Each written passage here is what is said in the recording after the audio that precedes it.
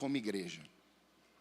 E quando você lê esse texto, Malaquias 4, 5 e 6, o texto diz assim: eis que eu lhes enviarei o profeta Elias, antes, está entendendo assim, eu vou enviar um profeta antes que venha o grande e terrível dia do Senhor. Isso aqui é antes da volta de Jesus.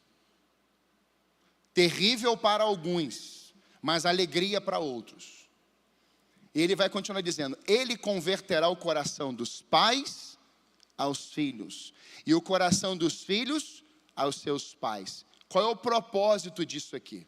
Converter pais e filhos aos pais, para que eu não venha e castigue a terra com maldição. Você está entendendo?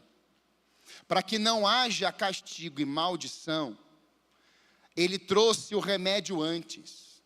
Pais se convertendo aos filhos, e os filhos se convertendo. Essa palavra se converter é um filho que se dobra. Ele se prostra, ele inclina o seu coração ao pai. E o pai dobra o seu coração ao filho. Como você acha que vai existir orgulho, vaidade, ira, contenda, se o coração do pai está inclinado ao filho e do filho ao pai? Só que é exatamente isso que o diabo está tentando plantar o tempo todo. Cristiano disse: todos sabem, e eu sei, que não, né? Nem sei onde ele está. Está aqui. Ele estava aqui, né? Foi arrebatado para ali. Todo mundo sabe da crise que ele já passou com o pai. Mas eu quero te dar uma palavra hoje. Essa crise já está na cruz. Você não vai ser filho, mas o diabo vai tentar te colocar como escravo de novo. Então você tem que sair daqui hoje assim: eu sou filho e ponto final. E o teu pai vai ver a paternidade de Deus em você, porque você é uma bênção. Isso, irmãos, é a estratégia do inimigo. Isso é a estratégia de Satanás. E presta bem atenção aqui. Qual é o desejo? Colocar um bloqueio entre você, pai, e vocês, filhos. Me deem alguns minutos, por favor. Pais e filhos, criar bloqueios. Como que eu crio bloqueio? Ausência paterna, ausência materna, frieza nos relacionamentos. E aí sabe o que acontece? Como o projeto era pais se convertendo aos filhos e filhos aos pais, o Elias veio, e aqui o Elias era apontamento para João Batista. O João Batista veio. E o João Batista disse assim: eis o Cordeiro de Deus que tira o pecado do mundo. Ele está apontando para Cristo. Então por que o diabo quer destruir esse relacionamento de pais e filhos com os pais? Para que as gerações não pregue e não aponte para o Cristo. Porque ele diz assim: antes que venha o terrível dia do Senhor, ele diz assim: olha, vocês pais e filhos têm uma missão: anunciar o nome de Jesus, dizer quem Ele é. É o apontamento da igreja, da família para Ele. Então você não vai só apontar o dedo e assim: Ele é o Senhor. Você, pai e filho, vão poder dizer: nós somos recipientes desse Deus.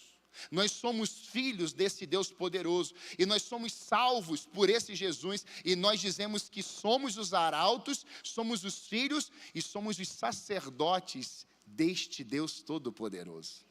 Você sabe que é isso que o diabo quer destruir hoje? É isso. É por isso que você vê tanta desordem em tantos lugares, para desconfigurar isso que nós acabamos de ler. Mas quando João veio e ele apontou para Jesus, o João cumpriu a missão dele. Mas sabe o que fizeram com ele? Colocaram a cabeça dele numa bandeja. Sempre será, sempre foi, sempre será a tentativa do diabo de calar a família, de calar o povo de Deus. Mas sabe, de João Batista, Jesus Cristo veio. E de Jesus, Ele escolheu e levantou a igreja. Sempre vai se multiplicar, numa velocidade muito maior. Quanto mais perseguição, mais avanço da igreja.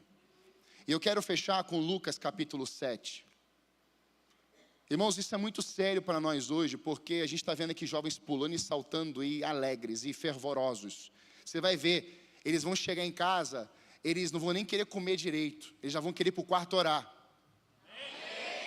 Amanhã, de novo, e você, pai e mãe que não ora, eles já vão pegar vocês pelo braço, está profetizando, está recebendo. Eu já estou vendo isso já. E já levando já, vamos orar, pai e mãe, vamos fazer um culto aqui, vamos declarar aqui. Amém, Miriam? Presta atenção. Toda vez que a estratégia de Deus veio para a terra, o inimigo sempre se levantou como opositor. Em Lucas 7 vai dizer da viúva. A viúva que já obviamente não tinha mais seu marido, mas tinha só um filho. E ela está em Naim. E qual é a estratégia muitas vezes hoje? É fazer com que o filho morra, o marido se ausente, para que ela fique só, deprimida, falida. Aí Jesus vem e fala assim: vamos naquela região. Quando Jesus chega naquela região, está vindo um cortejo fúnebre. E Jesus está vindo de uma outra região de um momento de avivamento, de cruzada evangelística, muitas conversões, curas e milagres. De um lado, você tem uma viúva chorosa, um jovem morto dentro de um caixão, e um povo chorando ao redor deles. Do outro lado, você tem Jesus, com seus discípulos, avivados. Agora, eles se encontram, sabe aonde? Na porta da cidade. Na entrada da cidade. Estão saindo de Naim para enterrar o jovem fora da cidade, que é onde ficava o cemitério. Eles estão vindo de uma cidade, eles estão adentrando aquela nova cidade. E quando eu medito nesse texto, eu entendo que é o encontro da morte com a vida. É o encontro dos que estão chorando pelas perdas, daqueles que carregam uma alegria exuberante, daqueles que estão desnorteados e falidos, entristecidos, sem norte, sem rumo, daqueles que estão andando no caminho e seguindo a verdade e a vida. Sabe, esse encontro trouxe um despertamento naquele dia. Jesus para, ele olha para a mulher viúva e diz: não chores. Essa é a primeira coisa que eu quero falar para pais, filhos, a igreja aqui hoje. Quanto tempo você chorou para o teu filho estar nesse retiro? Quanto tempo você está chorando, esteve chorando, preocupado com tantas coisas? Jesus hoje vem aqui, nesse retiro, e dizendo: não chores. E sabe, ele não falou mais nada. Porque o não chores de Jesus traz um alento. O não chores de Jesus é assim: eu estou aqui, Gabi. A minha presença te basta. Eu estou aqui agora. E como é bom ouvir um testemunho de alguém que disse assim: o líder falou para mim, você quer ajuda para voltar? É o Jesus na terra dizendo assim: não chores, estamos aqui. Glória a Deus. Não chores, a igreja chegou. Não chores, o povo está aqui. Nós estamos aqui, seja em velório, aniversário, é guerra, é tsunami, o que for, nós estamos aqui. Nós chegamos, 42 investidos. 42, não vai ficar ninguém para trás desse lugar, aleluia. A igreja chegou na vida dessas pessoas. Como isso é importante para nós. Não vai ficar ninguém para trás, nenhuma unha. Jesus chega e fala assim: não chores. Tem pais aqui que ainda estão chorando. Tem pais aqui que choraram e Deus te viu lá no teu canto. Tem pai aqui que está chorando sozinho.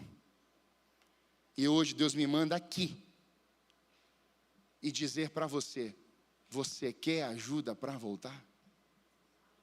Nós estamos aqui para caminhar com você. O Cristo fez isso como padrão e modelo para os seus discípulos. E os discípulos estavam obedecendo e seguindo e aprendendo tudo. Porque quando Jesus fala aquilo, não chores, os seus discípulos estavam aprendendo. Porque Cristo não ficaria para sempre na terra. Mas depois Cristo de falar aquilo para a mulher, enxugar suas lágrimas, Ele vem para a parte mais difícil. É interessante porque o mais difícil é ressuscitar o morto. Mas Ele vai falar assim, o morto eu resolvo facilmente. Eu vou falar com quem está vivo primeiro. Ei, haverá uma grande intenção de Satanás em causar uma discórdia, um desfazer de tudo que foi plantado nesse retiro. Então nós temos que nos alegrar e chorar enquanto as vidas estão vivas. É você olhar, pai, antes de ir para o trabalho, mãe, filho, pai, põe a mão na minha cabeça. Quando eu pregava, eu era líder dos jovens junto com a Débora, um dia eu estava em crise. E eu preguei tão mal, que aquele dia a Débora não foi comigo. Eu saí da igreja chorando, eu fui trânsito e fui para a casa do meu pai. Eu subi aquele apartamento dele chorando, eu falei assim, Deus me ajuda, eu chegar dentro da casa do meu pai. Eu lembro como se fosse hoje, o pai preparando a jantinha dele com a mãe, minha mãe está aqui, o pai está lá no Maranhão, evangelizando e fazendo missões lá. Eu lembro como se fosse hoje, quando eu abri a porta, eu agarrei nas pernas do meu pai. Ele sem entender nada, eu falei assim, pai, eu estou tão triste, Ele pensou que tinha acontecido uma tragédia, ele falou assim, o que foi, meu filho? Eu falei assim, eu preguei muito mal hoje, eu estou arrasado. Ele falou assim, não é só isso. Olha o discernimento de um pai, há uma crise dentro de você. Meu pai tinha um puff, lembra disso, mãe?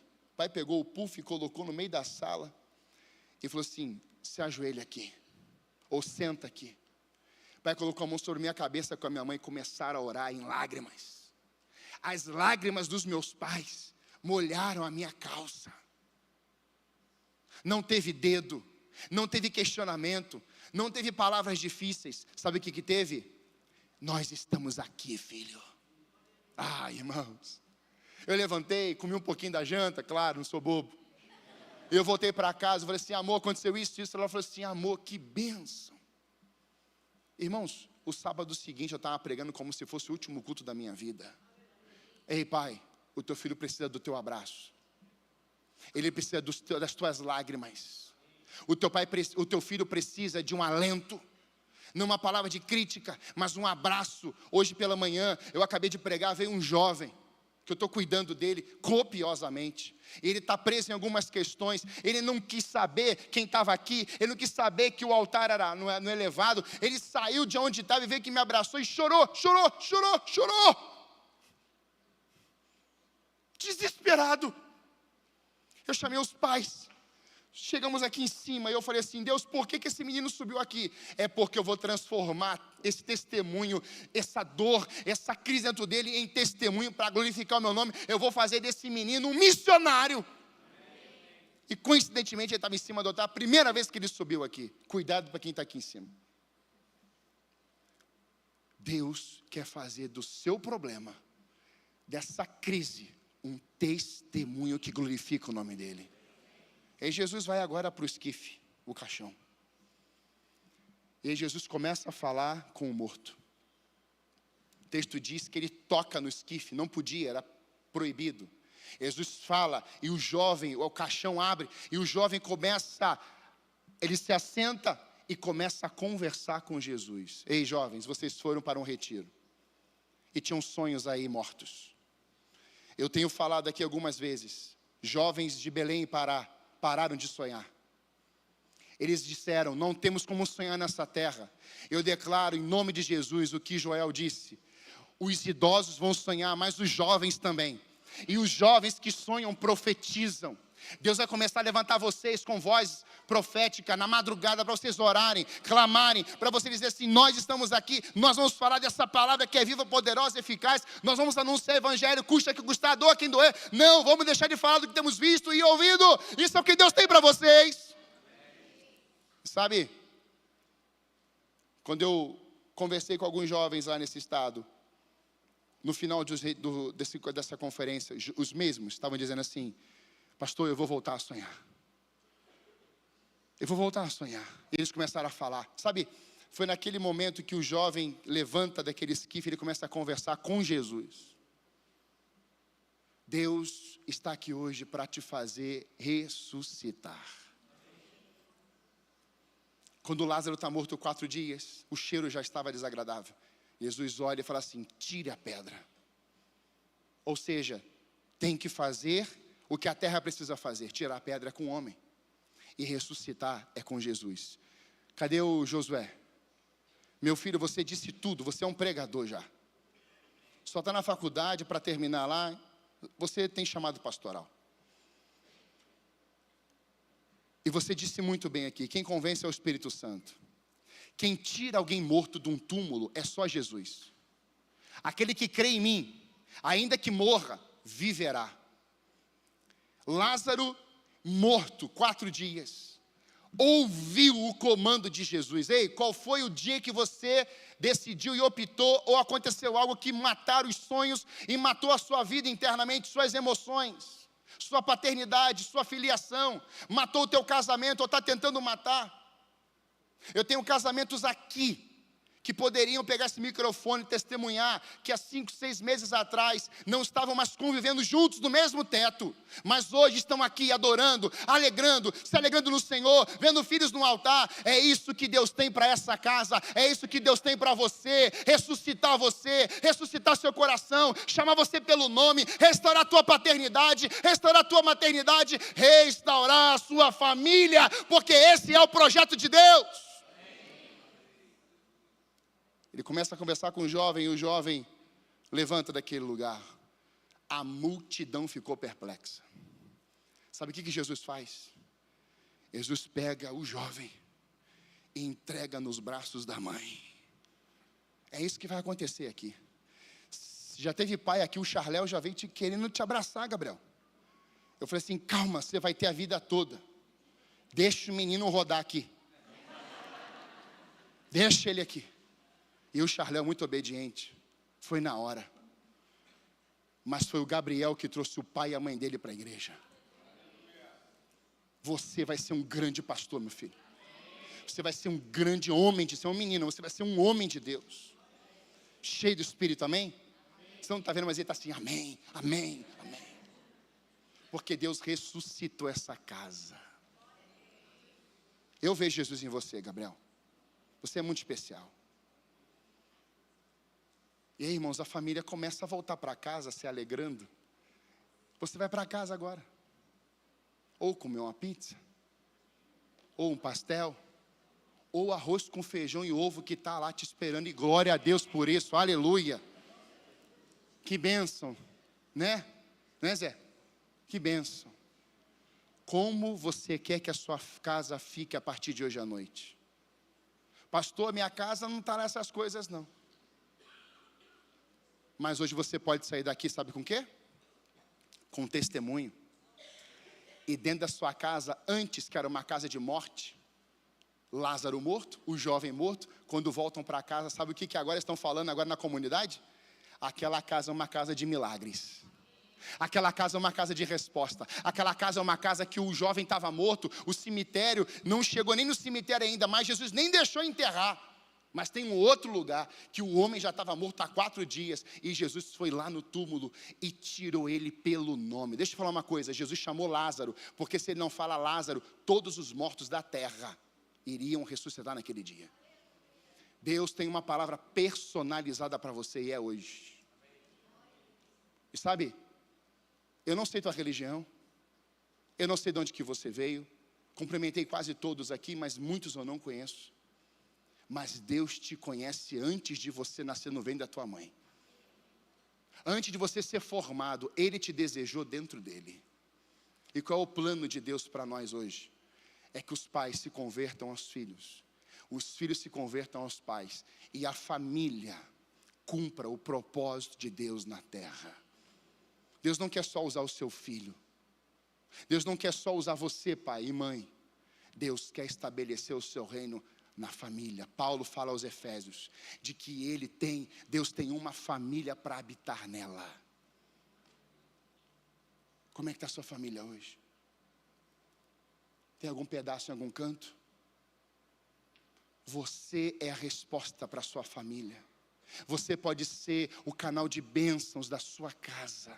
Você pode fazer parte de uma geração bendita e ser canal de bênção lá dentro. Desse jeito aí como você está. Deus te chama hoje pelo nome de João. Eu tenho um propósito para você. Eu queria fechar esse tempo. Feche seus olhos, por favor. Eric disse que toda a juventude hoje, quem estava longe se reconciliou, aqueles que não eram salvos tiveram um posicionamento com Jesus. Mas eu quero reforçar esse tempo aqui com essa geração e com os pais, com as famílias, com os familiares. Como está a sua vida hoje diante de Jesus? Você sabe que há dois caminhos, o céu e o inferno. E a Bíblia diz que Jesus é o caminho, não há outro. Jesus é a verdade, não há outra. E Jesus é a vida, e não há outro. Jesus é isso por essência. Caminho, verdade e vida. Ninguém vem ao Pai, a não ser por mim, diz Jesus Cristo. Como você vai chegar no Pai? Por meio de Jesus. Como você vai ter acesso à sala do banquete do trono de Deus no céu? Por meio de Jesus Cristo. Como eu faço isso, pastor? Reconhecendo que Ele é o teu Senhor e o teu Salvador. Ou seja, você entregando sua vida a Ele. Hoje, você quer que a sua casa seja uma casa de milagres? Hoje você quer que a sua casa seja uma casa bendita, cheia da presença de Jesus Cristo? Ele quer que a sua casa tenha essa marca. A casa em que Jesus governa é uma casa bendita, próspera, vívida e cheia da graça de Deus, aonde você e a sua família vão cumprir todos os desígnios e projetos do Senhor. Se nessa noite, você que nunca convidou Jesus para morar no seu coração, eu não estou falando uma religião para você, eu não estou apresentando você uma igreja, eu estou apresentando você Jesus. Você hoje quer entregar a sua vida e a sua história a Jesus Cristo como seu Senhor e Salvador? Se você nunca tomou essa decisão, fique de pé no seu lugar agora. Eu quero Jesus na minha vida. Eu quero Jesus na minha história. Eu preciso dEle. Pode ficar em pé no seu lugar em nome de Jesus. Não tenha medo. Eu quero Jesus. Aleluia, glória a Deus. Eu quero o Senhor na minha história. Eu quero que Ele entre no meu coração para fazer mudanças em mim primeiro. Para Deus unir essa casa. E essa casa ser uma casa de milagres.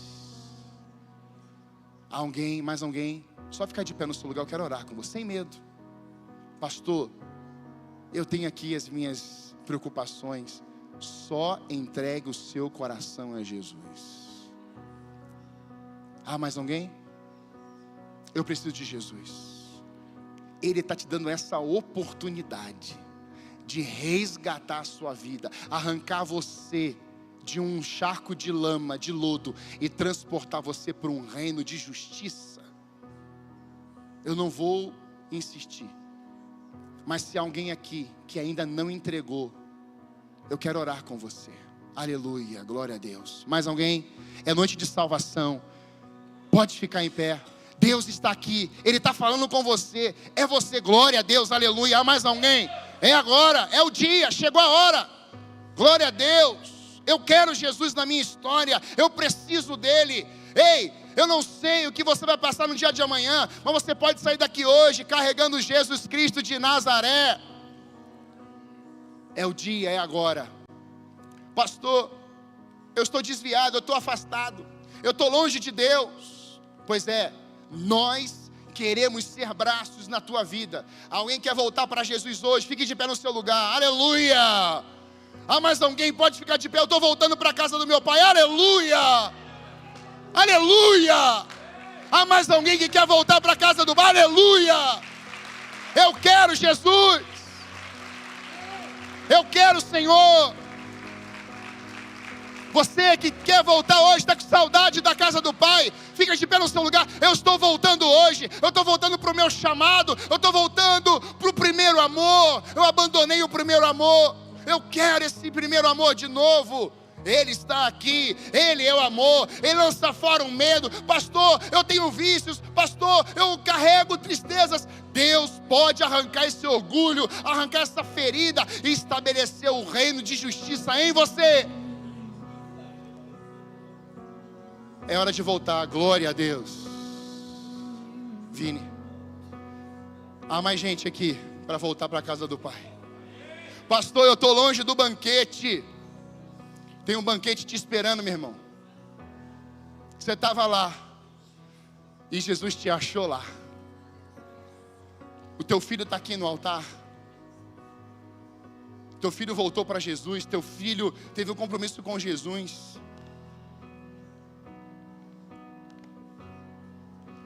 Pais que estavam orando pelos seus filhos, que estavam longe de Jesus, você sabe quais são. Eu queria te chamar, pai e mãe, que você estava de joelhos dobrados, que você estava clamando para Deus salvar ele, para Deus resgatar ele, e você está vendo um milagre do teu filho. Pai e mãe, vem para cá, perto do seu filho, acha ele aqui. Acha ele aqui. É específico. Você estava jejuando, orando e clamando. Deus agora vai conectar, entrelaçar. Deus vai trazer uma unidade familiar. A tua casa, Roberta, vai ser casa de milagres.